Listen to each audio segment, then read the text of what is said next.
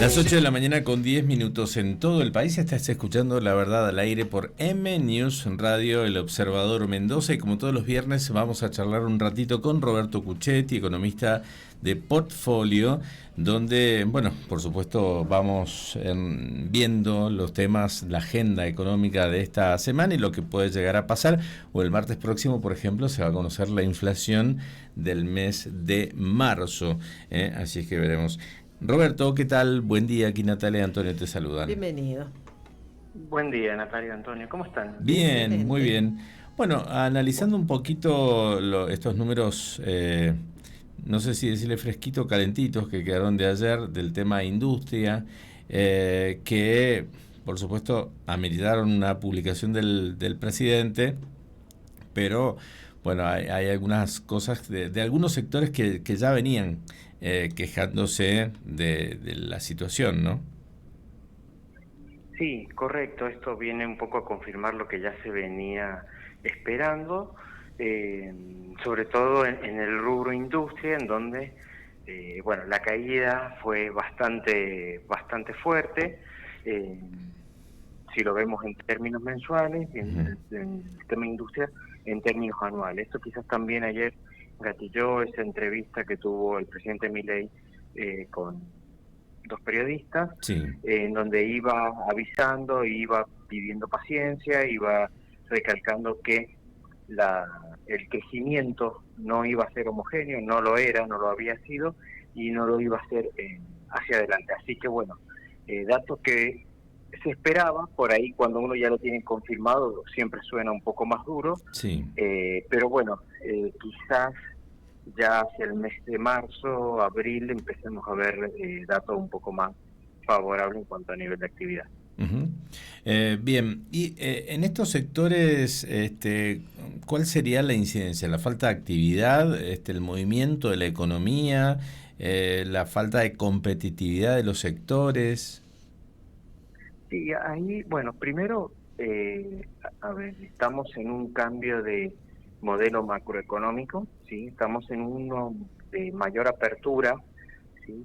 Entonces hay sectores como el textil, que tuvo un desplome casi de la tercera parte, ¿sí? Muy fuerte en el interanual, ¿no? Un poco porque son sectores no competitivos. Crecieron industrias, crecieron sectores que no eran competitivos, en donde no teníamos una ventaja competitiva. Si a eso le sumamos nuestros problemas internos de competitividad, fundamentalmente en tema tributario y laboral, sin lugar a dudas, ha sido un fuerte lastre para estos segmentos más afectados, como maquinaria, como el sector automotriz, bueno, y liderando el sector de los productos textiles.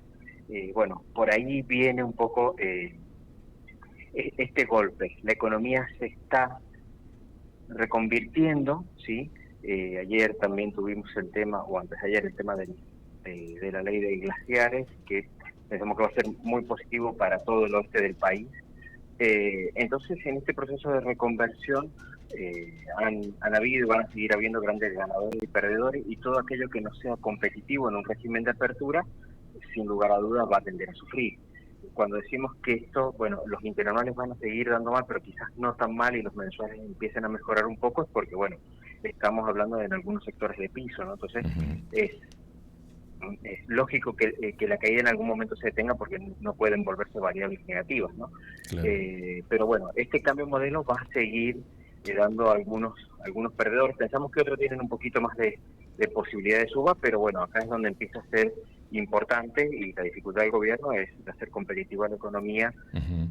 vía cambios tributarios, vía cambios Ujú. del régimen laboral. Bueno, hace poco hubo buenos comentarios por parte del Banco Mundial. En esta semana, la semana que viene, el ministro Caputo viaja a la reunión de primavera del Fondo Monetario Internacional, donde ya se espera una aprobación de la segunda revisión que ha hecho el Fondo Monetario. ¿Cómo crees que viene aspectado todo esto? A ver, el plan macroeconómico y para lo que puede ser la revisión del fondo viene bien, sí. Quizás todavía venimos con un rezago en la acumulación de reservas, pero el gobierno ha seguido comprando. De hecho, ayer Sí, sí, tuvo una un día compra de fuerte grande. compra, más de Claro, más de 200 millones e intervino en el 80% del volumen negociado en el mercado libre de cambio. O sea que prácticamente todos los dólares que liquidaron los exportadores se los llevó el Banco Central. ¿Sí?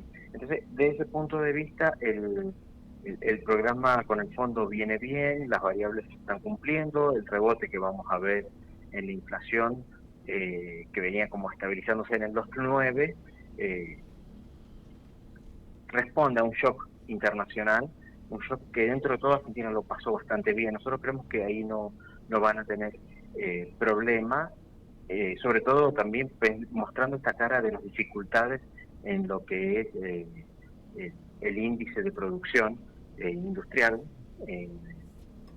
como que Argentina todavía necesita ayuda. Pensamos que abril va a ser un mes un poco más tranquilo con respecto a la inflación. Ayer Milei también lo adelantaba. No sé si seríamos tan optimistas, pero sí pensamos que la variable inflación, sacando el shock externo, tiene que ir normalizándose. Clave, lo venimos diciendo, clave para el gobierno es empezar a producir un rebote en los niveles de actividad que le conviene llegar a más gente. De hecho, ayer también el presidente Milei reconocía este aspecto. Roberto, mirando hacia adentro, porque, a ver, la gente quiere protegerse, cubrirse. Hay un dato que dice que creció el 50% de la cantidad de plazos fijos que se están ajustando por UVA. Esto pasó en marzo. Bueno, evidentemente ante la fluctuación del mercado internacional, el precio del crudo, los aumentos, y se van a ver también trastocados los números de la inflación, bueno, la gente otra vez optó por esta opción, ¿no? Sí, es una muy buena alternativa el plazo fijo Uruguay. El problema quizás son los 90 días de liquidez que tiene, ¿no? Creo que es el plazo mínimo 90 días. ¿Por qué? Porque la tasa sí está por niveles de la inflación bastante más abajo, ¿sí? Una tasa de plazo fijo, y los instrumentos que tenemos en el mercado de capitales hoy están descontando, hoy pelean contra la tasa, entonces rinden inflación negativa, aunque sean instrumentos que ajustan por inflación. Entonces la alternativa para el inversor común de un plazo fijo UVA es bastante interesante. En términos de tasa en pesos debería ser lo que mejor rinda, por lo menos marzo, abril, mayo, estamos casi seguros, y a un riesgo bastante bajo, con una fluctuación baja, con un problema de liquidez porque uno no lo puede retirar antes. Pero sin lugar a dudas sí es una buena alternativa el plazo fijo ajustado por inflación o por UVA, porque da rendimientos reales positivos en un contexto de tasas bajas, en donde el gobierno quiere reactivar la economía, entonces la tasa ha bajado bastante, entonces deja de ser conveniente, y en un dólar que nosotros esperamos algún deslizamiento, pero todavía no, y por ahí muchos inversores y muchos inversores chicos necesitan pesos y no dólares, que puede ser más fluctuante, así que lo vemos como una muy buena alternativa. Todavía durante el mes de abril, veremos en mayo o junio, porque pensemos que estos plazos fijos ahora venían devengando al 2,9, ahora van a devengar a la nueva tasa, que estará quizás entre 3 y 3,2, con lo cual es una buena alternativa para invertir. Bien. Bueno, veremos entonces cómo sigue todo esto, y además el conflicto internacional que, bueno, ya incluso los organismos han señalado que la inflación mundial va a estar un poco más arriba, el crecimiento va a caer un poco a raíz de todo este conflicto que todavía no termina de definirse, porque un día parece resuelto y al otro día se complica otra vez. Robert, ya que hablaste del tema también interno, no quiero dejar de mencionar cómo están viendo ustedes esta toma de créditos hipotecarios por parte de la gente, si realmente está arriesgando esta posibilidad, porque yo estaba viendo, por ejemplo, las líneas de créditos, algunas líneas de crédito que son bastante complicadas o inalcanzables para el ciudadano de a pie, ¿viste? Porque tiene que juntar un valor, una cuota bastante alto, pero por ahí alguno que se ha incrementado este grupo de gente que tiene más poder de ahorro, más poder adquisitivo, y que está eficazmente sacando, ¿no? Algún que otro préstamo hipotecario o algún préstamo crédito para hacer algo. Sí, obviamente con la estabilidad en la inflación y con perspectiva de baja va a haber más gente que esté interesada y es más fácil acceder a la línea de créditos. Acá dos cosas, quizás muchos de los que están ingresando están comprando inmuebles que están a un precio bastante razonable y tienen potencial de suba. Por el lado de las tasas, nosotros todavía vemos algunas líneas o segmentos un poco caras, si bien han bajado bastante. Hay varios bancos que están muy activos y bajaron las tasas, están en niveles de inflación +7. Acá hay que pensar a mediano plazo. A corto plazo esto puede parecer bastante atractivo, de hecho lo es. Nosotros pensamos que esto es un proceso, de a poco va a ir mejorándose la situación y cada vez más gente va a poder acceder.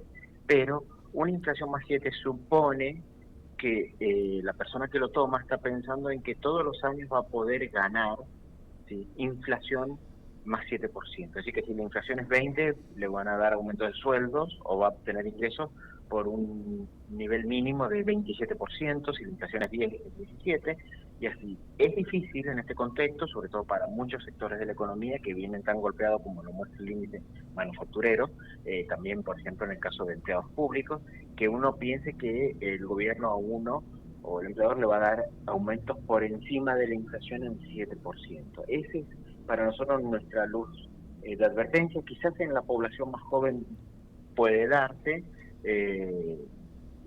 porque bueno, vayan a escalar en puestos jerárquicos, porque puedan conseguir algún ascenso o bueno, cuestiones así, pero es para tener en cuenta que uno tiene que pensar que esa deuda va a estar creciendo al nivel de la inflación y 7 puntos por encima.